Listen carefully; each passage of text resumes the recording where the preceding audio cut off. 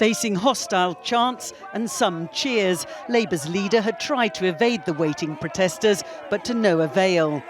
While some supporters were there, this was a manifesto launch on race and faith happening in the most inauspicious circumstances. The billboards at the front summing up the hostility felt by many in the Jewish community towards Jeremy Corbyn. In his speech, he tried to answer his critics. Anti-Semitism in any form is vile and wrong. There is no place whatsoever for anti-Semitism in any shape or form or in any place whatsoever. Earlier, the Chief Rabbi had made an unprecedented intervention, writing in The Times, "A new poison sanctioned from the top has taken root in the Labour Party. It can no longer claim to be the party of equality and anti-racism." He went on, how complicit in prejudice would a leader of Her Majesty's opposition have to be considered unfit for office?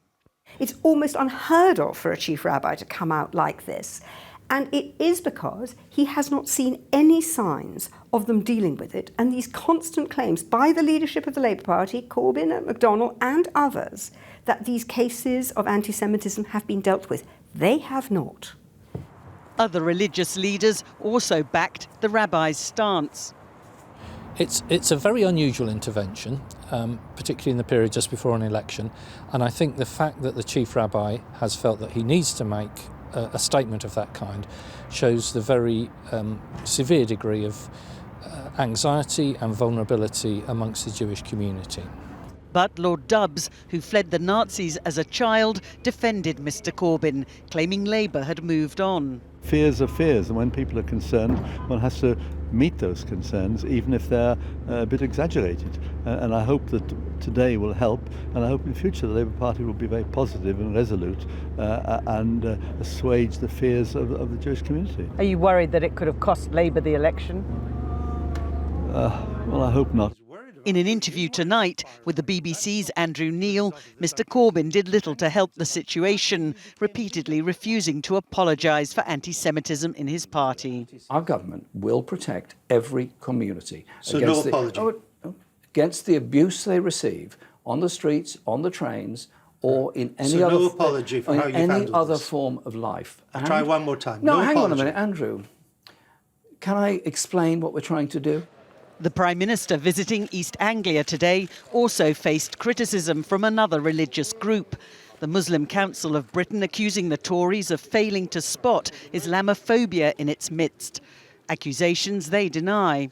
Politicians from within that party are saying things which incite hatred for Muslims, Islamophobic things, and they are not taken to task. And at the head of that party, the Prime Minister, our Prime Minister, has said things for which he has not been taken to task, nor has he offered any apology.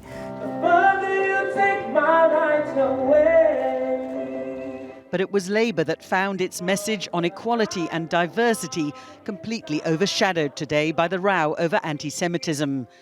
Jeremy Corbyn unable to dispel doubts about his leadership on the issue. Are you fit to be Prime Minister? His supporters insist he is, but this has been a difficult day for Labour at a crucial stage in the election campaign.